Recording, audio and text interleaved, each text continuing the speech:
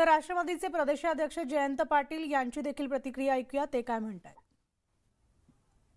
IT, ED सगळ्या agency एका व्यक्तीच्या विरोधात सातत्याने पाठवणे, त्यांना एकदा नाही तर अनेक वेळा घरावर धाडी टाकणे आणि प्रत्येक अशा राजकीय विरोधी माणसाला नामोहरम करण्याचा प्रयत्न करणं हे अत्यंत निषेधार्ह आहे, धक्कादायक आहे।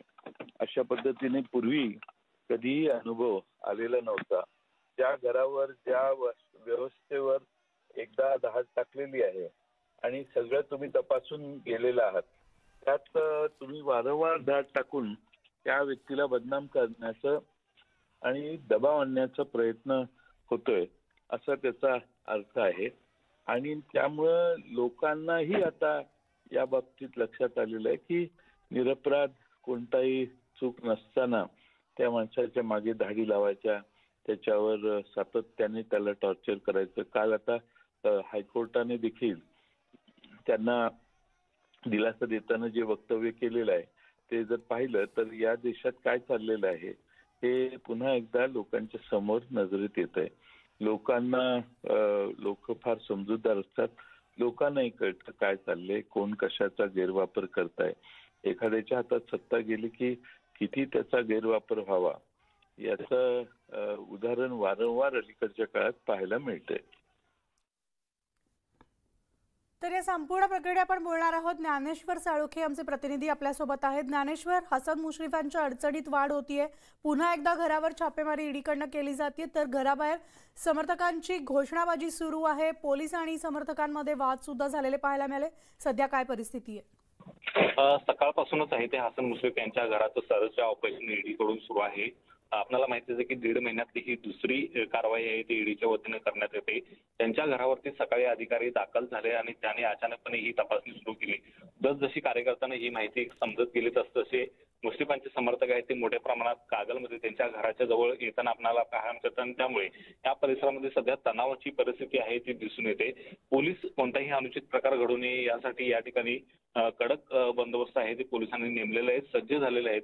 मात्र एकूणच पाहायला गेलं तर हसन मुश्रीफ आणि त्यांचे मुलं यांच्याशी आम्ही यावेळी संपर्क साधण्याचा प्रयत्न केला असता त्यांच्याशी संपर्क सध्या होताना पाहायला मिळत नाही। त्यामुळे मुश्रीफ कुटुंबियांच्याकडून अधिकृत प्रतिक्रिया या संदर्भातली येताना दिसून येत नाही। मात्र काही वेळापूर्वीच त्यांच्या पत्नी आहेत ते माध्यमांच्या समोर आल्या होत्या आणि त्यांनी उद्विग्न अशी प्रतिक्रिया व्यक्त केली होती।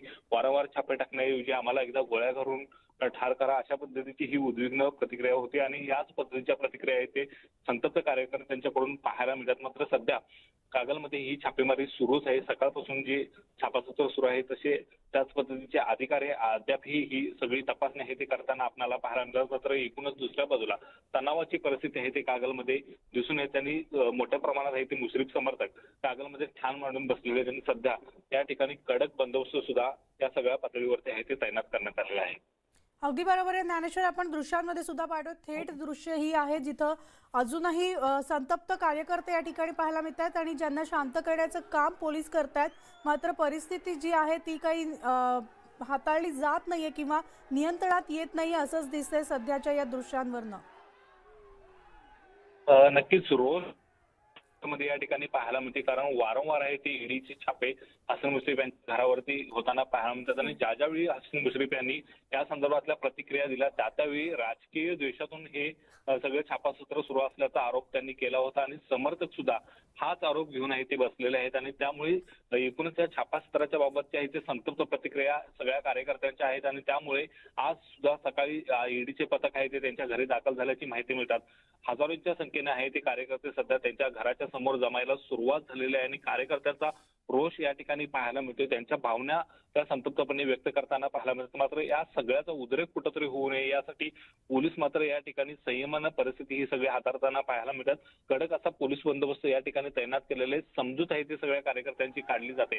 मात्र एकूणच या ठिकाणची परिस्थिती सध्या ही तणावपूर्ण असल्याचं आपल्याला पाहायला मिळते आणि त्यामुळे आता ईडीचं पथक या सगळ्या पार्श्वभूमीवरती नेमकी किती तास तपासणी करणार आणि ईडीच्या हाती काय लागणार हे सुद्धा आता पाहणं महत्त्वाचं असणार आहे।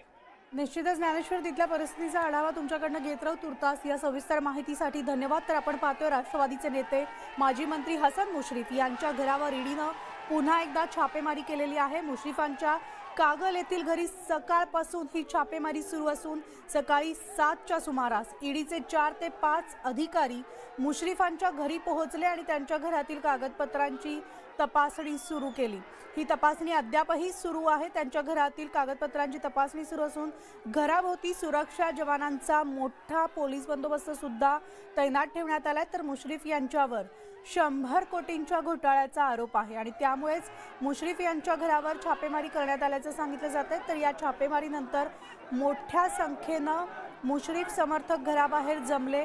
यावेळी समर्थक आणि पोलिसांमध्ये धक्काबुक्की सुद्धा झालेली आहे। आत्ताची थेट दृश्य आपण पाहतोय, ज्या ठिकाणी अजूनही हे संतप्त समर्थक या ठिकाणी घोषणाबाजी करताना दिसतात। तर कार्यकर्ते आक्रमक होऊन ईडी कारवाई विरोधात घोषणाबाजी करतात। ठिय्या आंदोलनाला सुद्धा त्यांनी या ठिकाणी सुरुवात केलेली आहे। तर प्रसारमाध्यमांची गर्दी, समर्थकांची गर्दी आणि त्यात पोलिसांना या सगळ्या संतप्त समर्थकांना शांत करण्याचे एक आव्हान आणि एकीकडे ईडीची कारवाई, अशी सगळी दृश्य आपण ही कागलमधली पाहतोय हसन मुश्रीफ यांच्या घराबाहेरची। हसन मुश्रीफांच्या अडचणींमध्ये अधिकच वाढ होतीये, कारण आज पुन्हा दुसऱ्यांदा त्यांच्या घरावर सकाळपासून छापेमारी सुरू झालेली आहे। सकाळी 7च्या सुमारास ईडीचे 4 ते 5 अधिकारी मुश्रीफांच्या घरी दाखल झाले आणि त्यांनी कागदपत्रांची तपासणी सुरू केलेली आहे। तर दुसरी दृश्य घराबाहेरची, जिथं पोलीस आणि कार्यकर्त्यांमध्ये धक्काबुक्की होतीये।